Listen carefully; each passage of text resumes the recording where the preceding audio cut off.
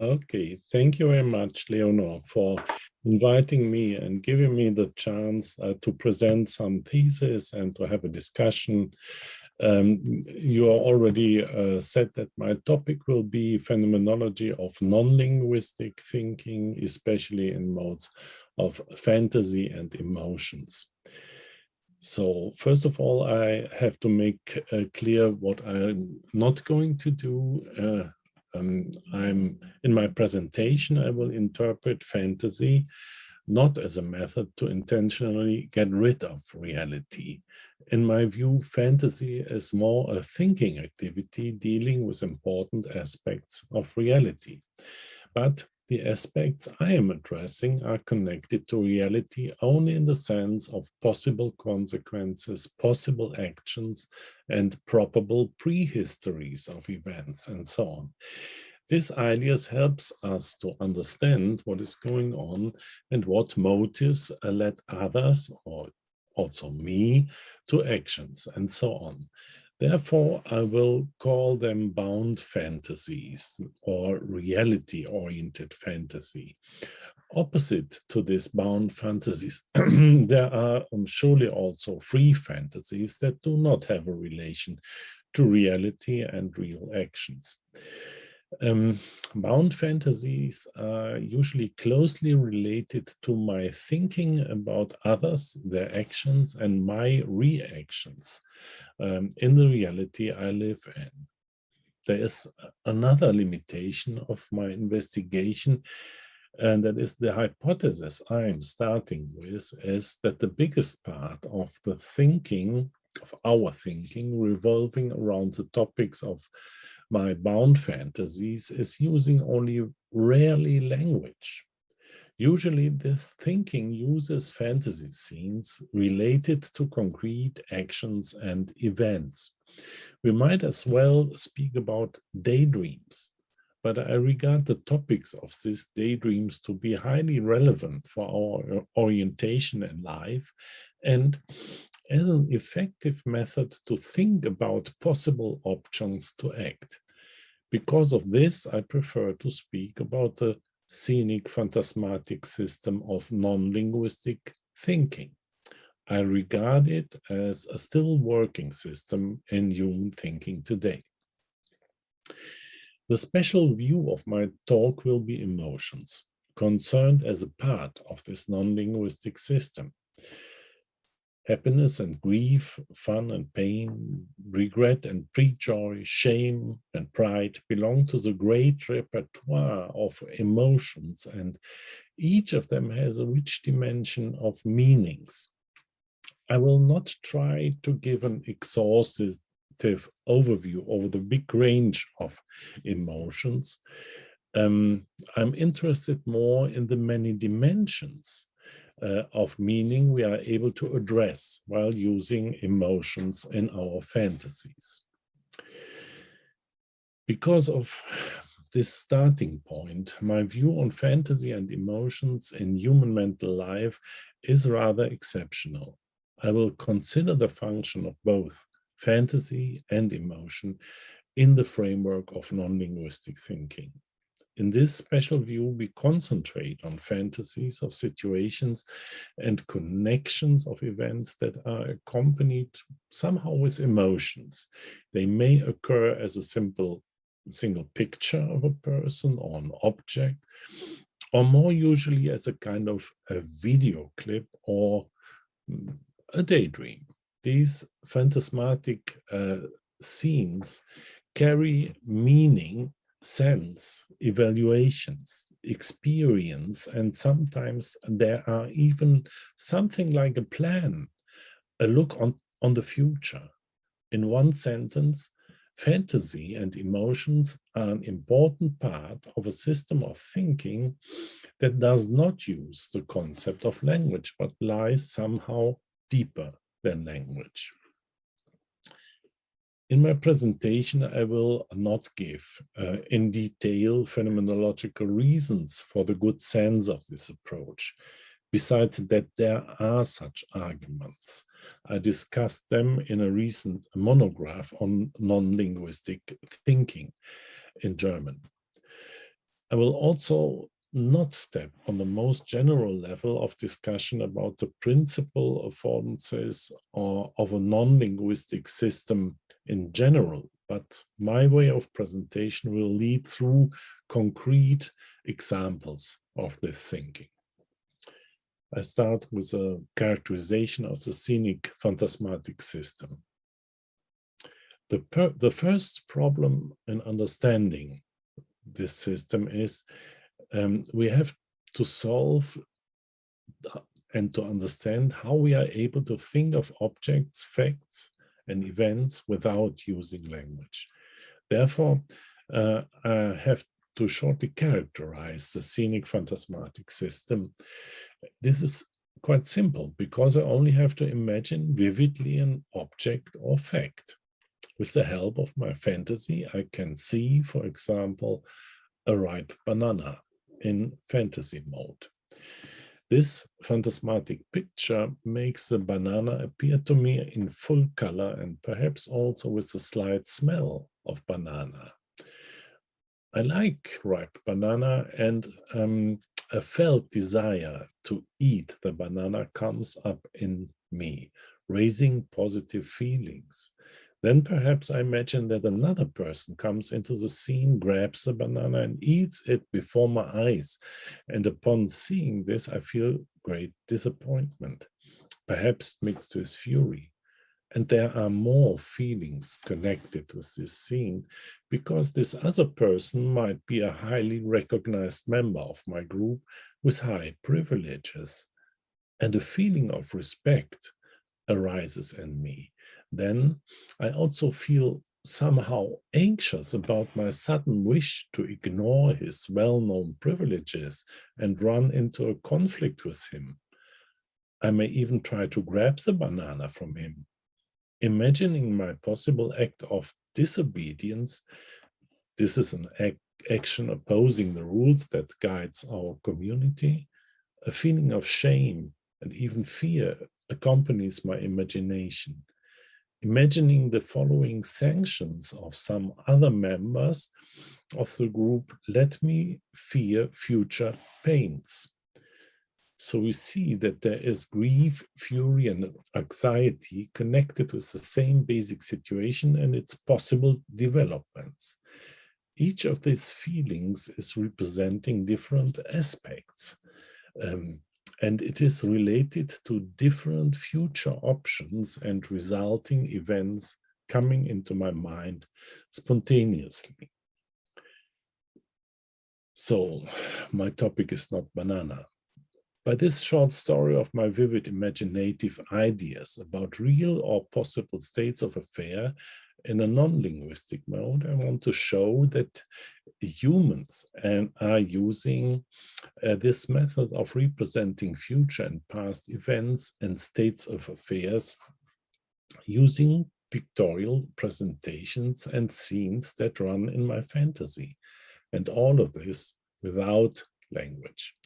And you will also have realized that these feelings are accompanying these fantasies, adding important elements of sense concerning evaluation, relevance, location and time, and so on. We might even think that we have already detected a full-blown system of representation for the most common, but quite basic events of everyday life. It seems to me that in a series of imaginative pictures and in daydreaming, we are using scenic phantasma to express our knowledge of states of affairs, as well to express our wishes and fears. But to whom do we express these ideas? No one can see my fantasies or feel my feelings. So the only person I am expressing my convictions and fears to is me, myself. And this means that I am thinking about them. Another case, if I imagine my grandchild Leah, I immediately feel the pleasant anticipation, a kind of pre-joy of such a future event. And the plan ripens in me. do not longer read the boring student papers, but step over to my daughter's place and see whether it may be possible to spend some time with both of them. And thinking about last Sunday, pictures of a nice trip to a near playground appears, accompanying with feelings of past joy.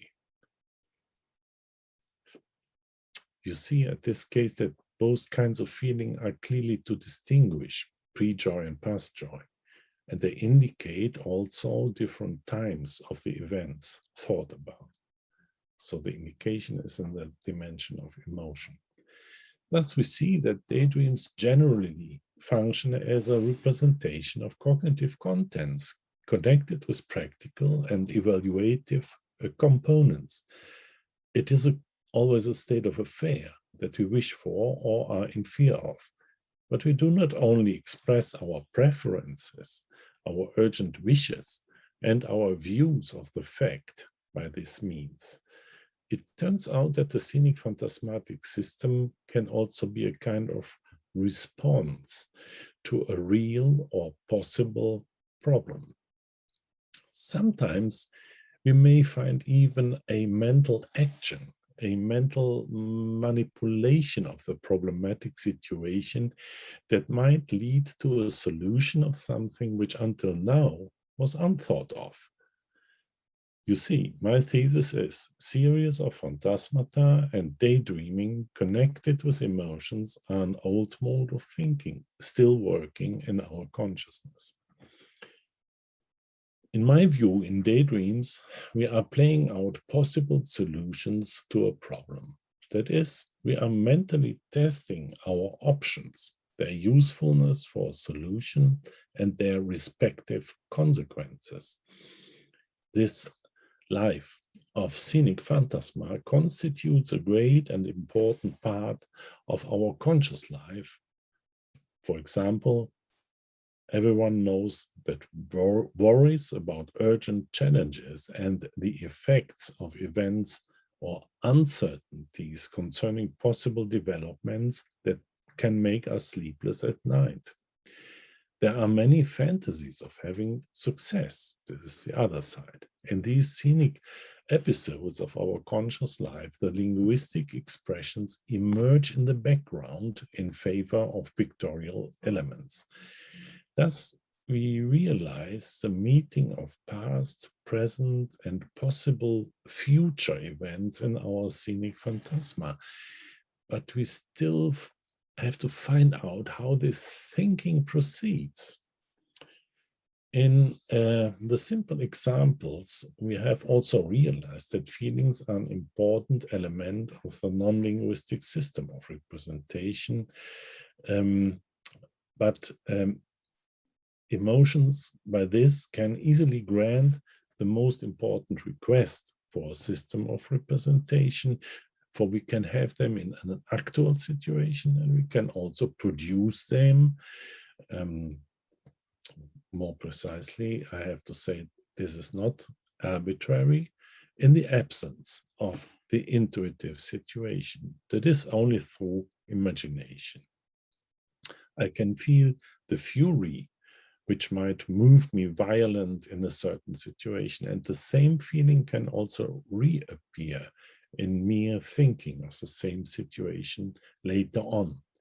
In both cases, the feeling tells me something about the value of this event.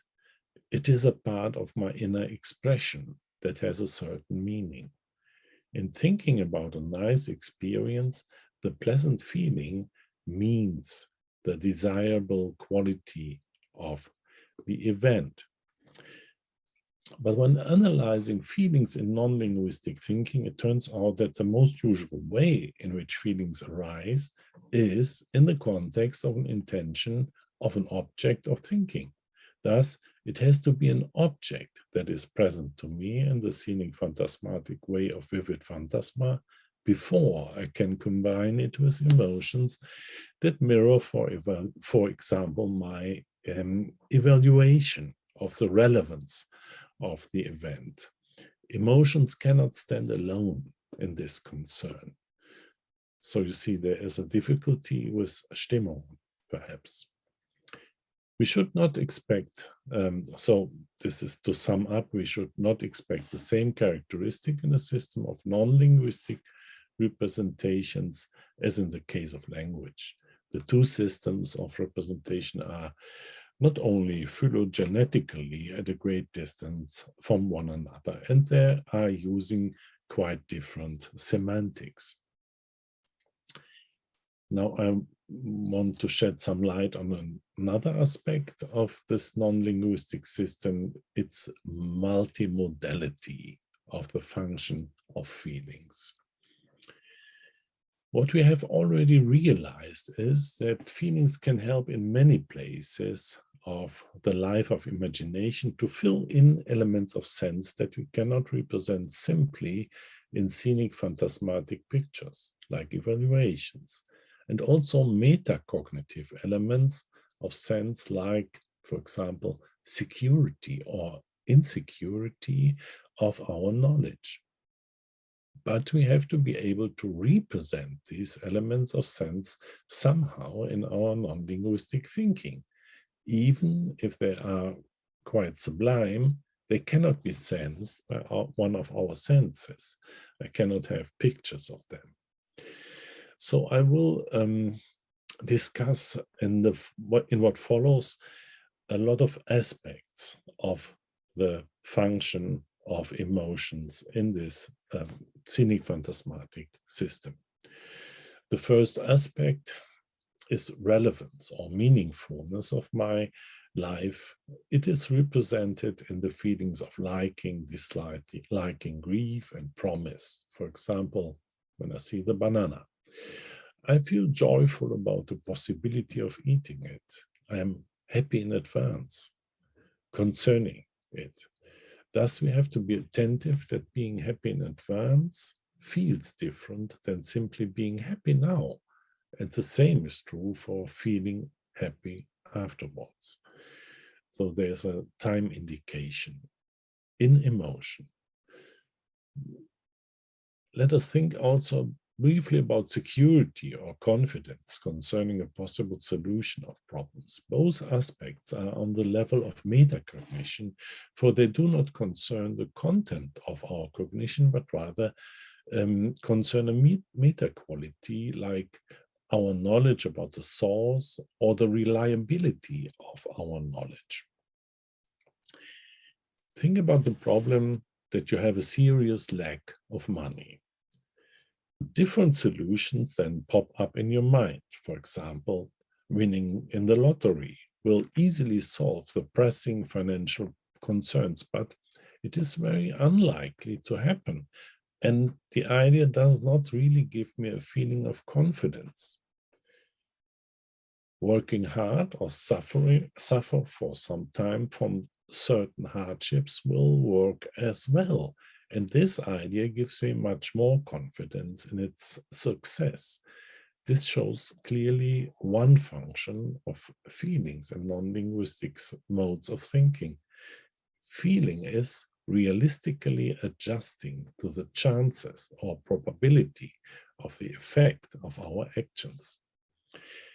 Therefore, daydreaming should not be interpreted as an evasive regression to a childish mode of handling problems only in fantasy. There is a strong realistic trait in daydreams, and surprisingly enough, it is hidden in feelings.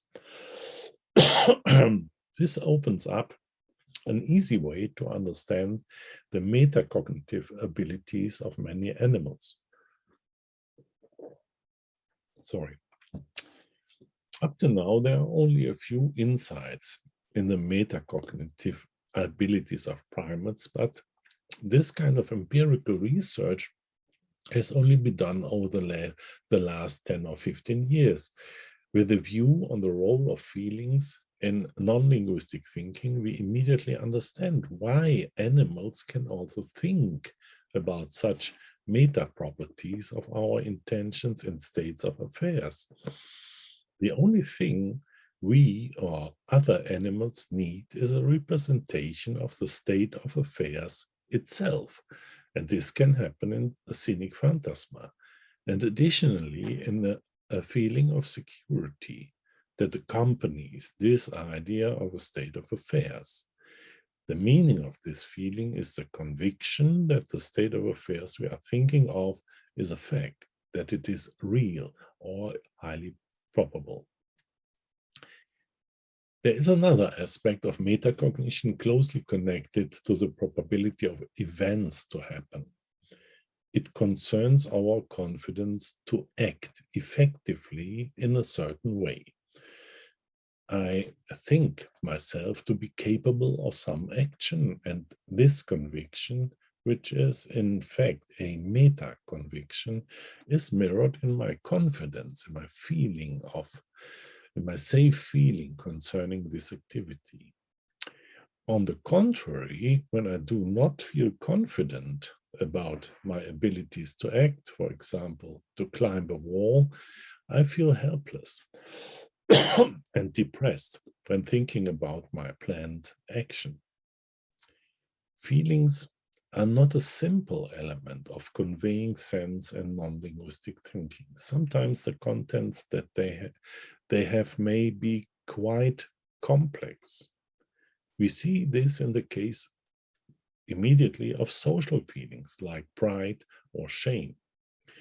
In being ashamed, we are in shame of something. This is usually a past action or something related to my body. I may have, for example, curled hair, a dark skin, a clumsy figure, or my clothes do not fit the lifestyle standards, and so on. Or it concerns my personal history. My father may have been a drunk or in prison, and so on. And I am ashamed in the eyes of a community, a group of people that share a valuation of my person. Therefore, social feelings usually connect a complex net of relations of the valuation of the history and personal relations, right or wrong. This mirrors generally one of the big advantages of feeling. They can represent very, very complex relations. Now, let's have a view on some problems, possible problems.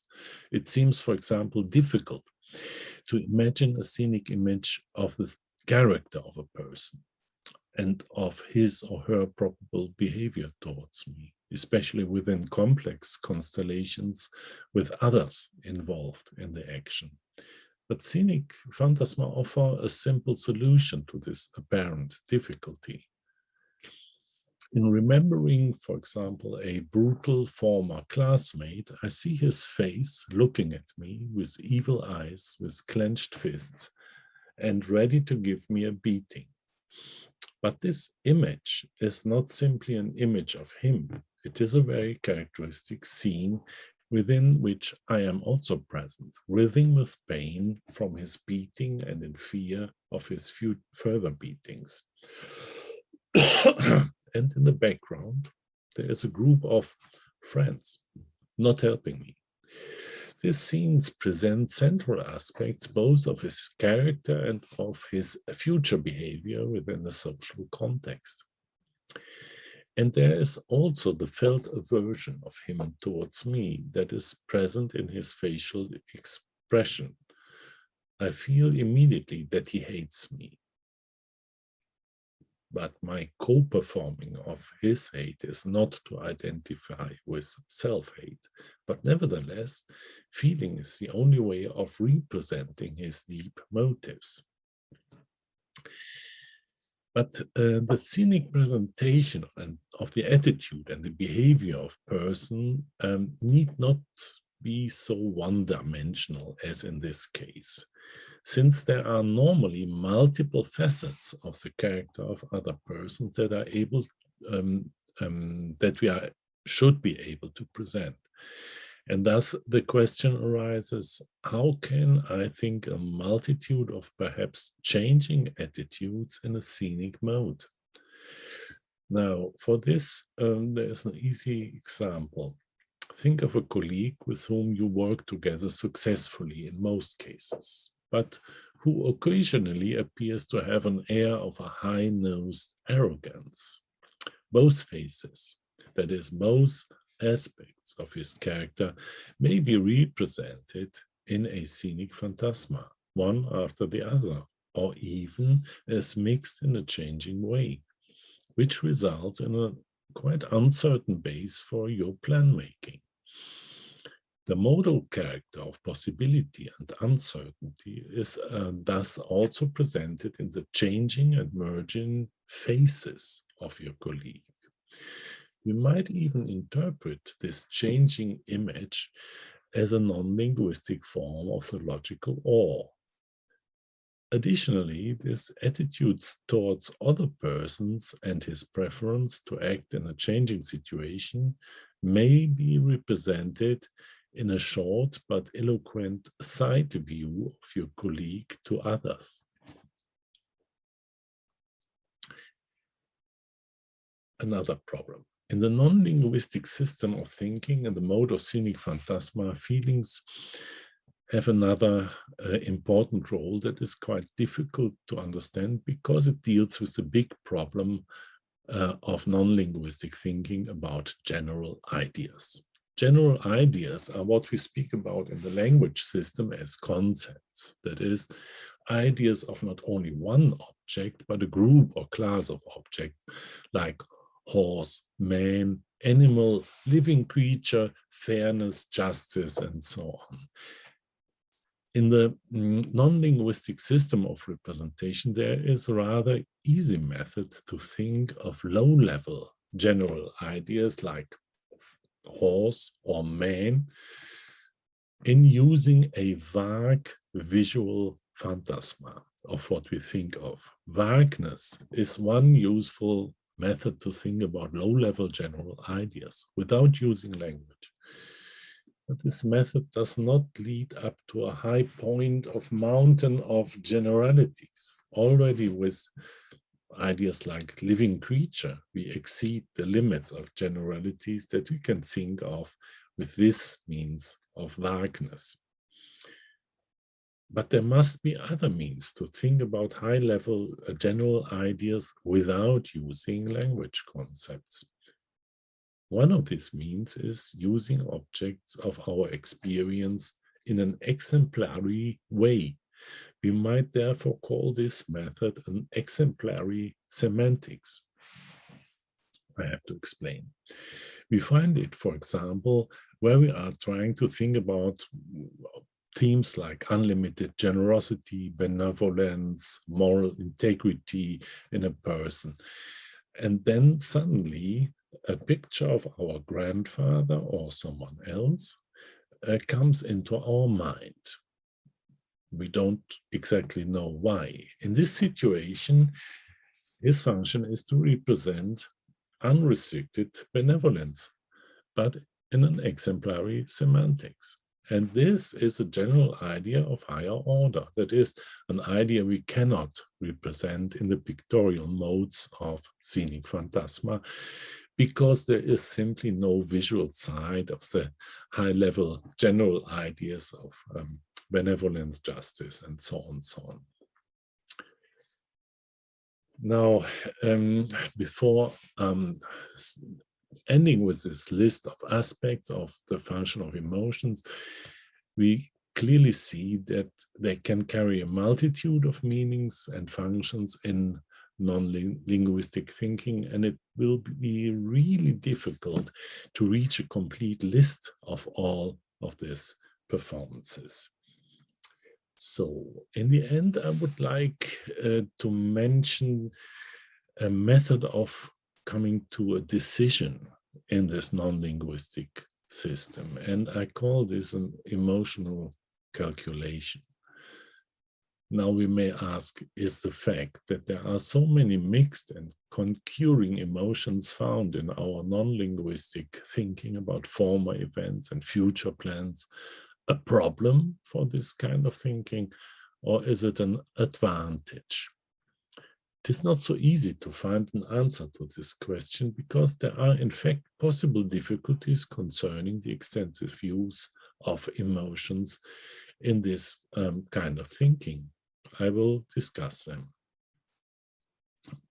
Besides some disadvantages, there are also big advantages in the mixture of emotions in non-linguistic thinking. I'll give you a rough idea about the general advantage of deciding following this method of emotional calculation, and I will give you a concrete example, and then I will discuss some problems. Emotional calculation has to be used in non-linguistic thinking in situations where there are many different factors that influence our decision. And important, the decisions in everyday life are usually of this kind. Think, for example, of the decision to choose a certain restaurant. We find the factor of quality of food, but this is not the only factor, because the ratio between quality and expenses usually leads us to a kind of compromise.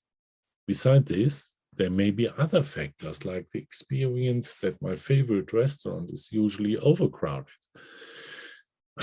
So there is a substantial probability that we will not get a table. Besides that, I'm in fact short of time. There might be the factor of time expenditure in reaching my favorite restaurant. But how we are able to find a solution to this difficult decision?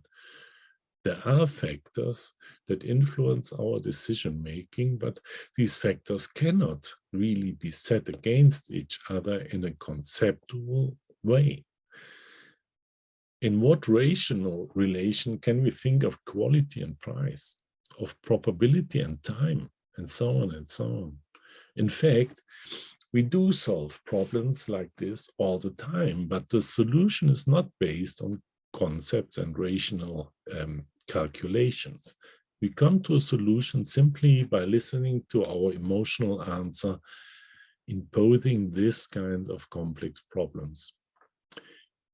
So I have to stress that speaking of emotional calculation should not imply that this method of relating partly paradoxical motives is somehow like a calculation with numbers on a methodological basis. Calculation in this context is used only as a metaphor for our ability to reach a decision in the stormy center of mixed motives. This kind of mixture of motives is to be found in so many situations of our life that it is easy to see that we only gain our capacity to act by using this emotional calculus. And there is another advantage of this method of decision making. It can be done in a second. I will not claim that the decision is always the best decision we are able to find. It will often point out that there might have been much better solutions, but in the point of view of evolution theory, for example, the mere fact that we are able to decide in a situation with very, very mixed motives must be understood as an incredible advantage. Besides that, there are advantages of the strong mixture of emotions. There are also some disadvantages of founding our decision on the offset of different emotions. One of the very obvious problems is that we have to take elements stemming from very different sources into our calculation. This mixture is really a wild mixture. For example, there may be a strong aversion of certain persons, say Peter, who usually starts his day by playing a mean joke on me. Think of the situation where you enter the office after having realized that someone has let the air out of your bike's tires. So you are already expecting that Peter might be the one. Then he welcomes you with a broad grin in his face, and you immediately know it was him. You are sure without any further examination that it was him, even though you heard children laughing in the bushes in the background near to your bike. In cases like this, we might speak about prejudices. And this may be true if we are only language-using thinkers, but in fact, there are strong emotions stemming from completely different sources, and we do not hesitate to rest our judgment and the future actions on these emotional informations. Thus, you see immediately that emotions stemming from our wishes concerning future events, or our fears and aversions on the other side, representing the security of former insight and so on, may be calculated together as if they were the same currency and deserve the same respect. So now, to come to an end, I think we see that we can consider emotions quite different from the standard view, and there are advantages to look from a completely different angle. That is, to see emotions as a central element of and a multimodal element of a non-linguistic system of thinking.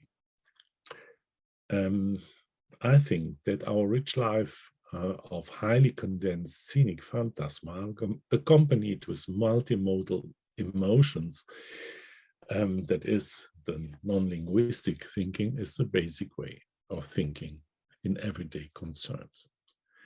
Thank you for your attention.